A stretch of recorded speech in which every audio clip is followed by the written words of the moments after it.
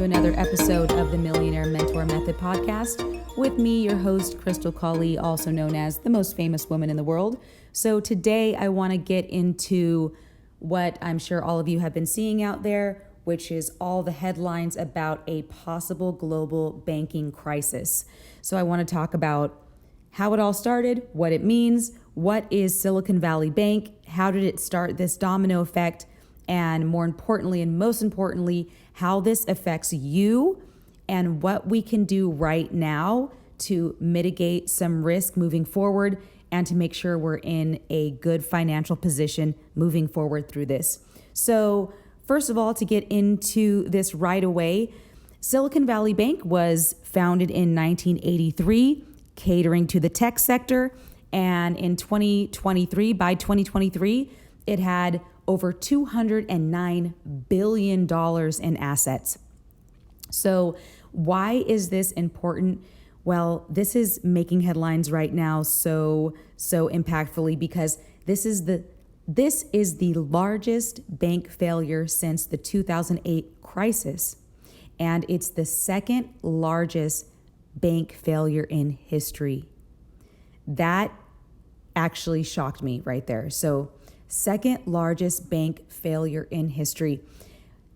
SVB had 50% of all U.S. startups as its clients. So that means half of all U.S. startup companies had money with SVB. So we're talking about this is affecting thousands and thousands of companies and employees. So now at this point, 3 U.S. banks have failed with the FDIC thankfully covering depositors. And now for a slightly different managerial problem across the pond over in Europe, Credit Suisse, which is one of the largest banks in the world, is now on shaky grounds and is itself asking for what is basically a bailout. So this whole thing is now prompting a panic, and we're seeing bank runs in Europe and Africa and possibly here in the United States as well. So to back up, what exactly happened? How does a bank fail? I mean, the bank is supposed to be the one with all the money, right? How can a bank fail? So this is the question that until I understood exactly how banks work as a business, I did not understand how a bank could fail. And then more importantly, how that affects me and why should I care? So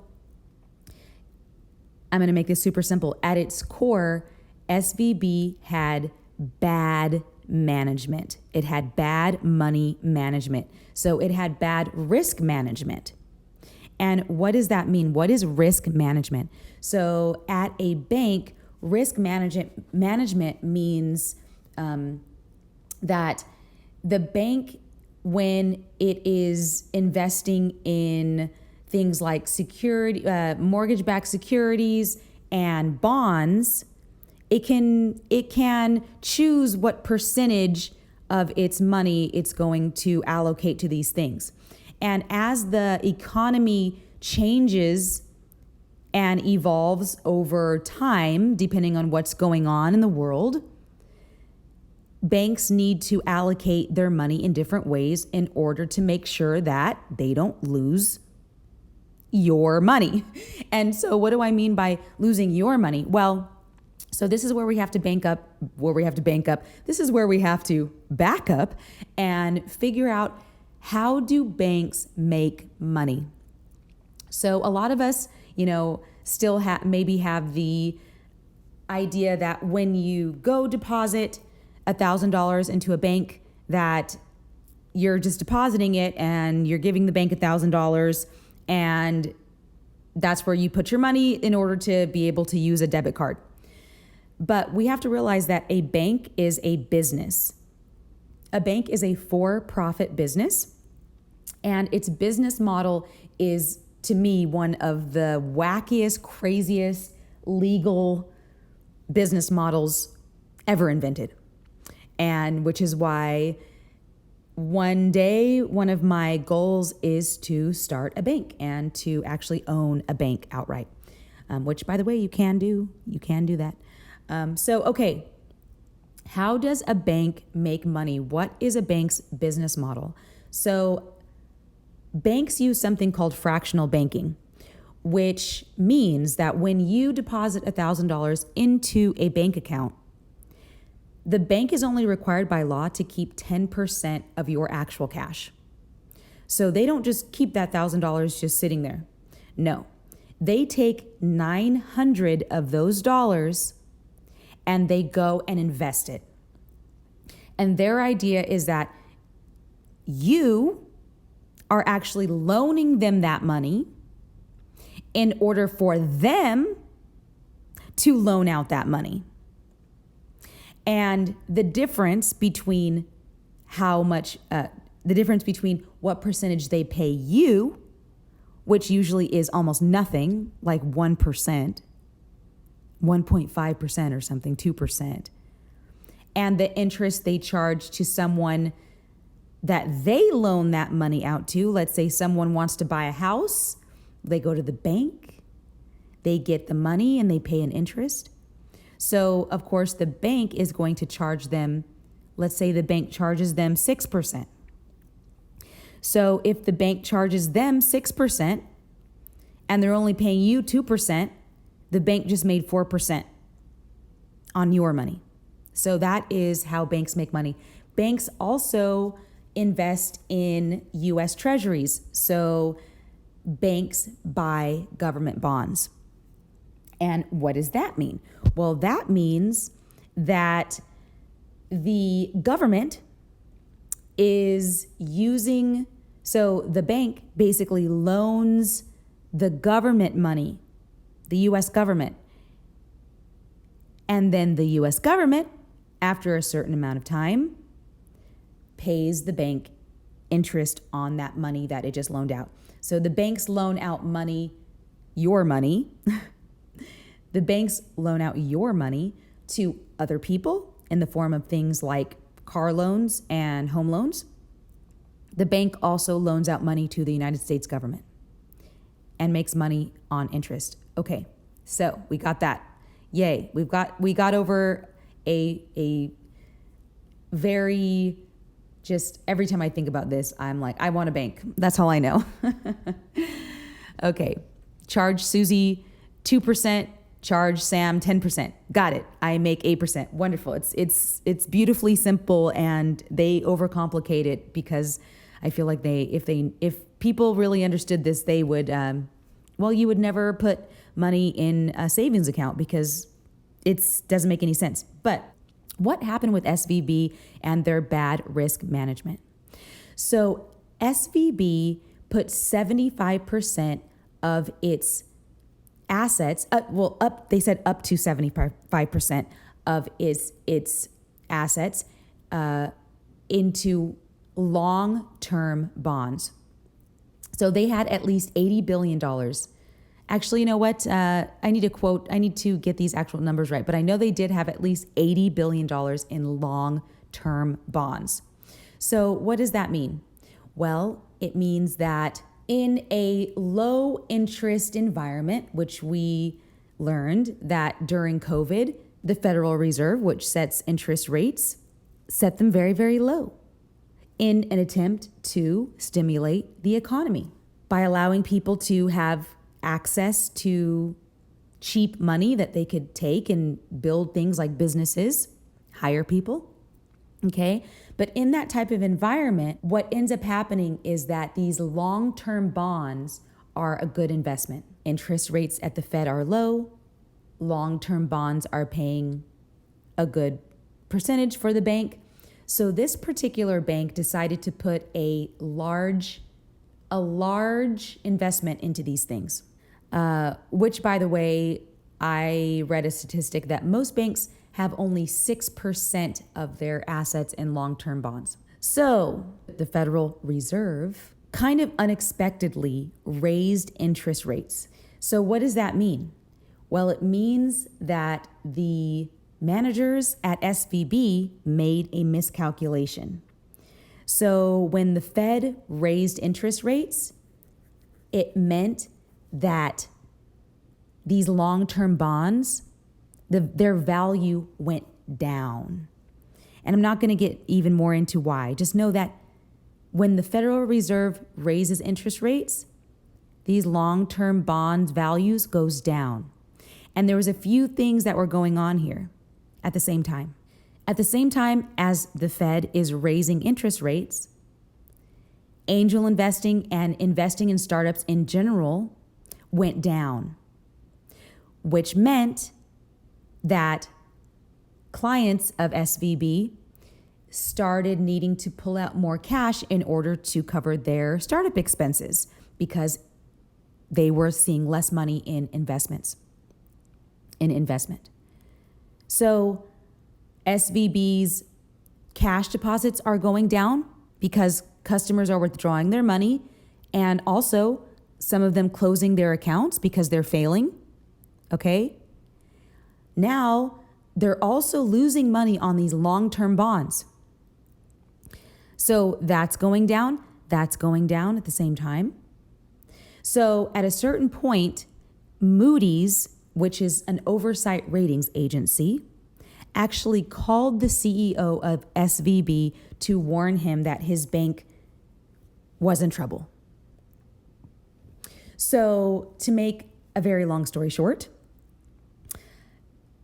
the CEO of SVB said a few choice sentences which caused those in the know who heard these things or read these things to panic.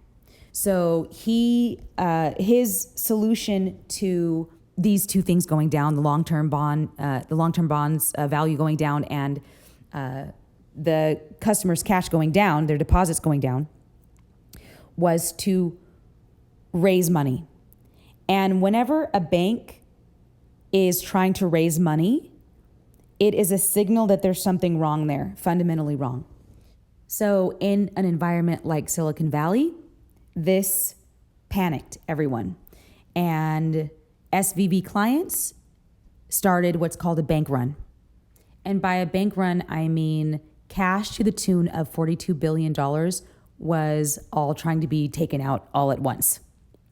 So when everyone tried to take out their money, all of the SVB customers, the FDIC, which insures bank deposits up to $250,000, had to step in and cover more than they're actually required to cover by law, because most of these clients were companies, which did have more than that in their accounts. So what in the world is going on here? So to make it very, very simple, they had bad management. And one of the reasons why they had bad management, specifically bad risk management, is because the chief risk management officer retired prior to all of this happening last year. So there was 8 months where there was no one in that seat.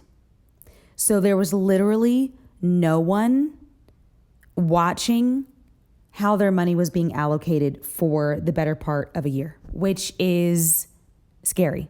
A lot of experts are saying that this is a bailout by another word.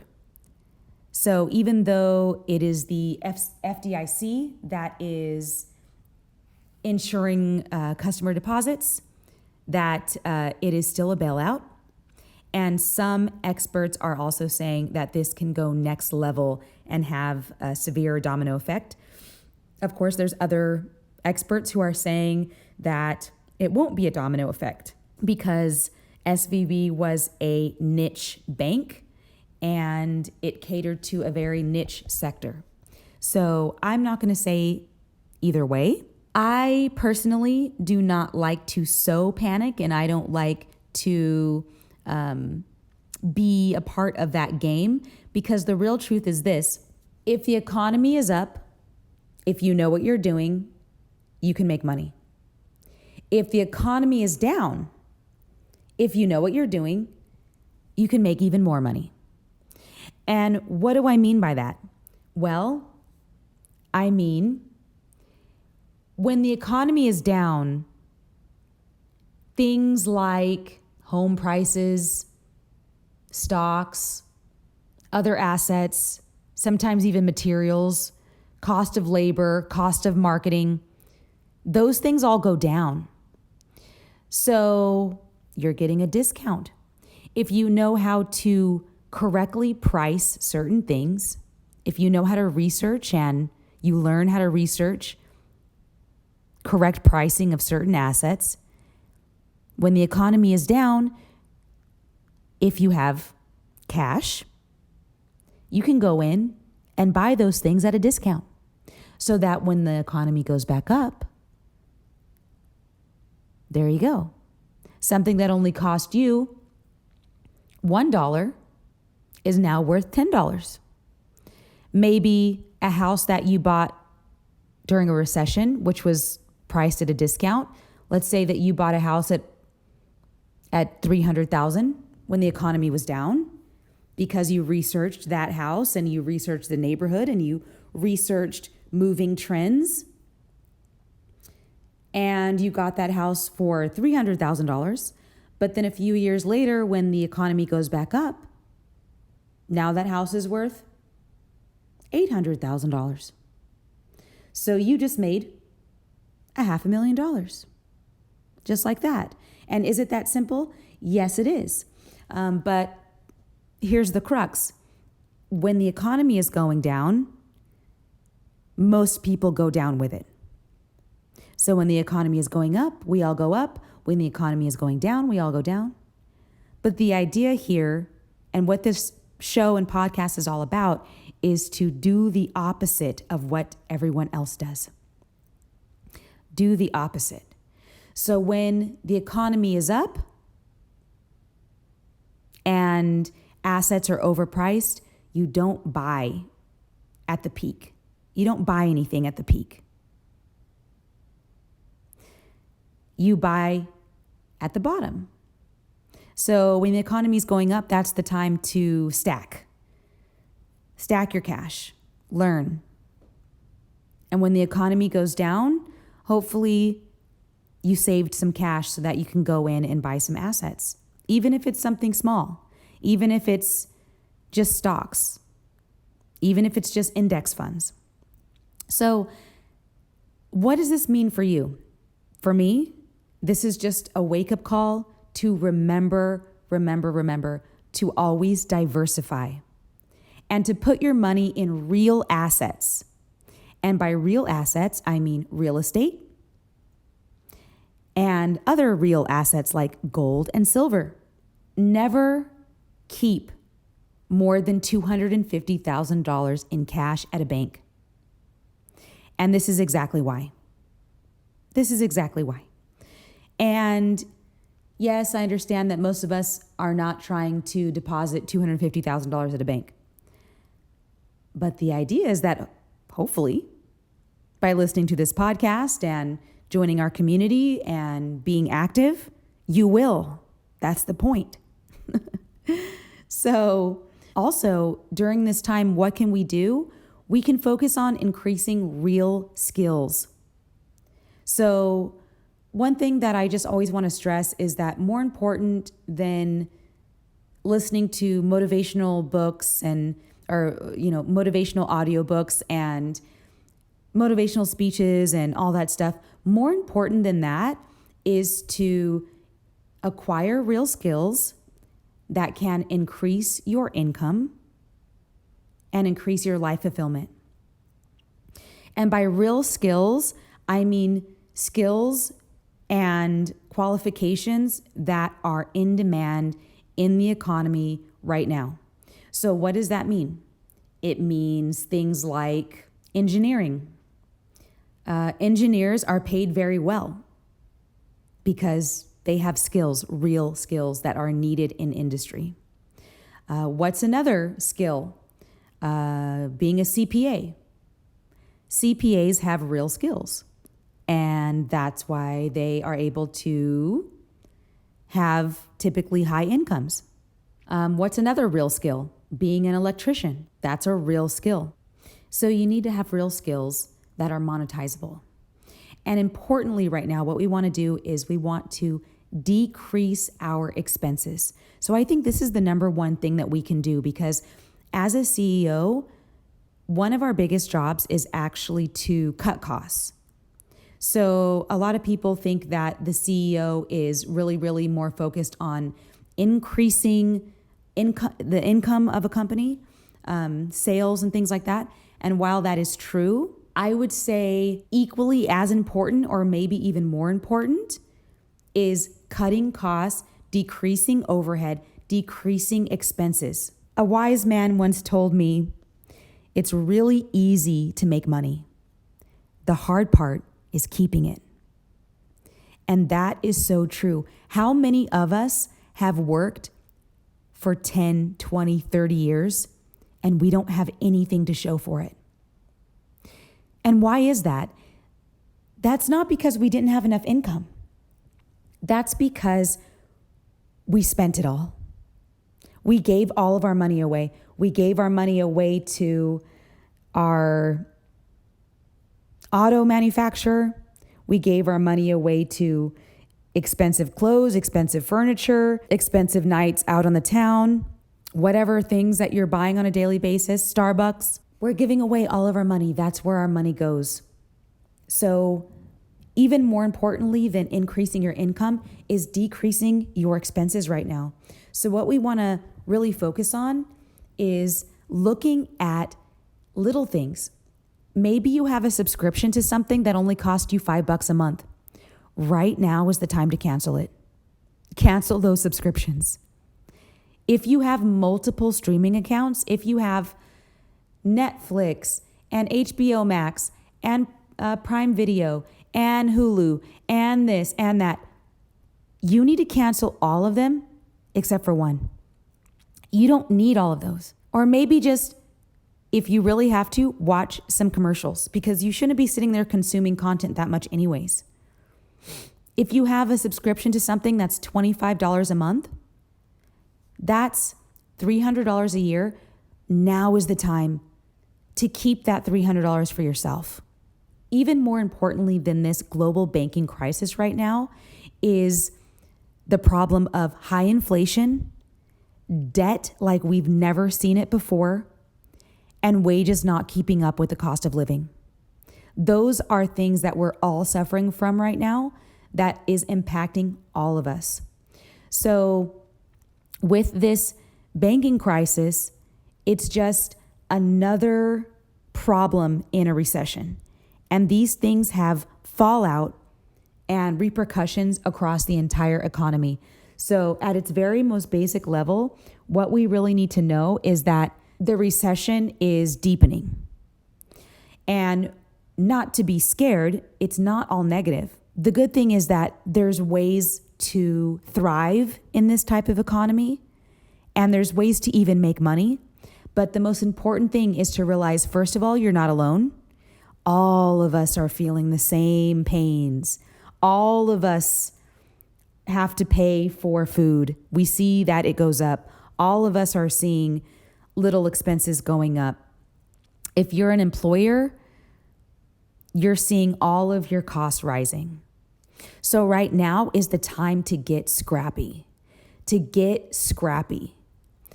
I want each and every one of you, if you don't already do this, but I want you to look at your bank statement right now.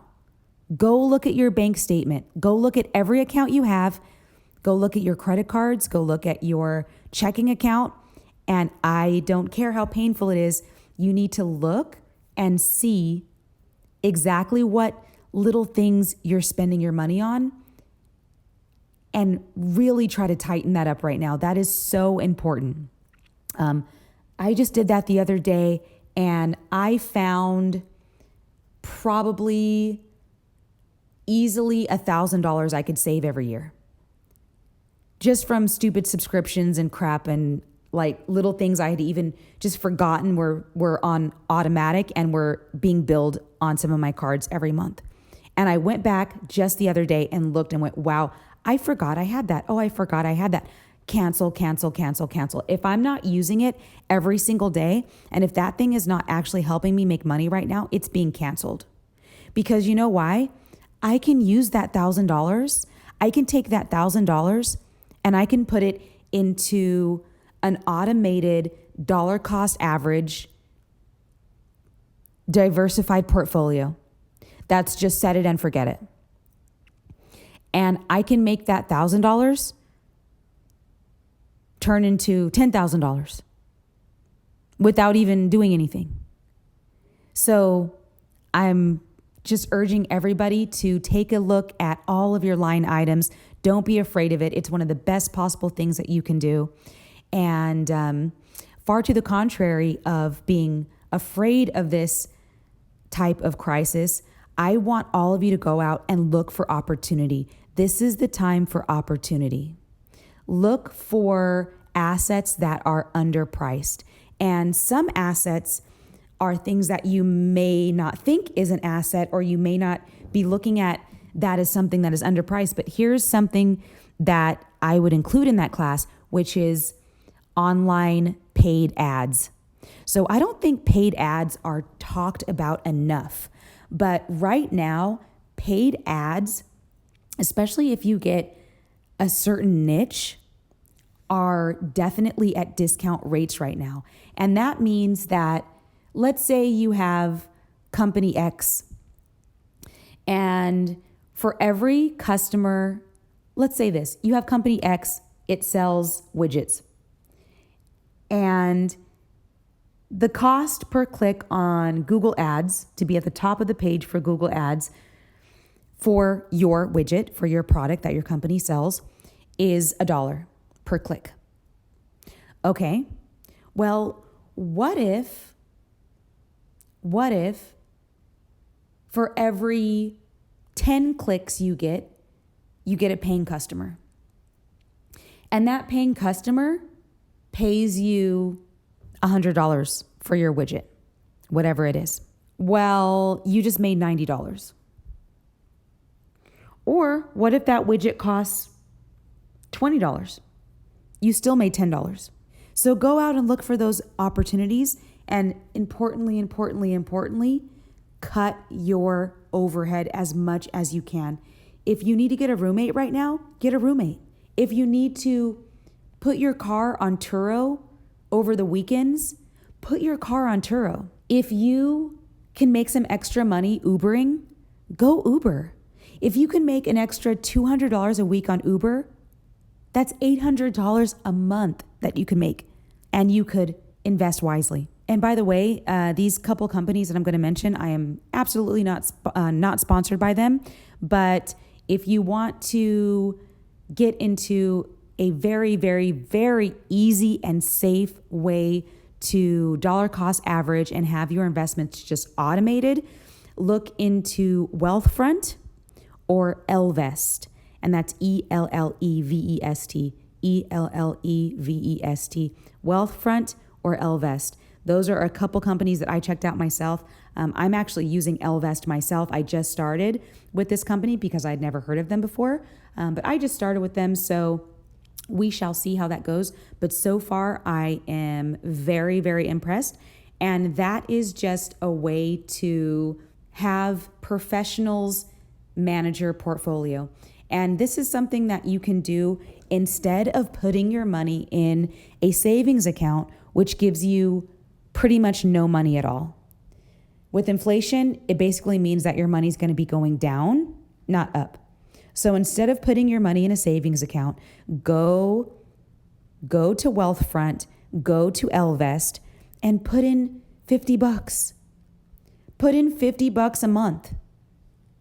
Instead of putting that $50 a month in a savings account, put it there instead.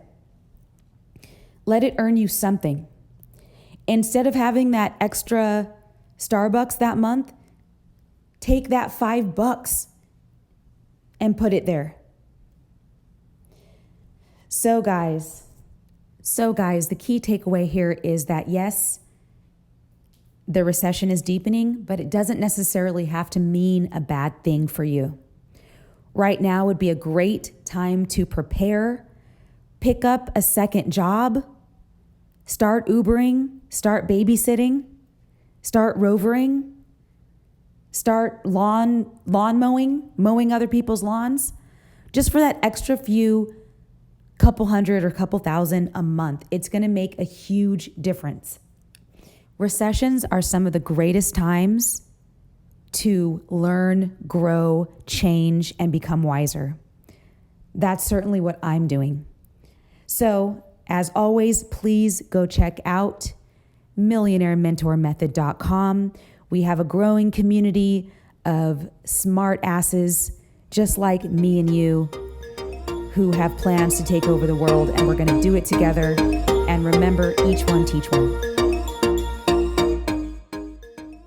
The information provided in this podcast is for educational and entertainment purposes only and should not be construed as financial advice, investment advice, or medical advice. The host is not a financial advisor nor a medical doctor or licensed therapist. Any financial or medical decisions made based on the information in this podcast are made at the listener's own risk. It is recommended that listeners consult with licensed professionals such as CPAs, financial advisors, and licensed physicians before making any investment or medical decisions. The host and creators of this podcast accept no responsibility or liability for any loss or damages incurred as a result of the information provided in this podcast.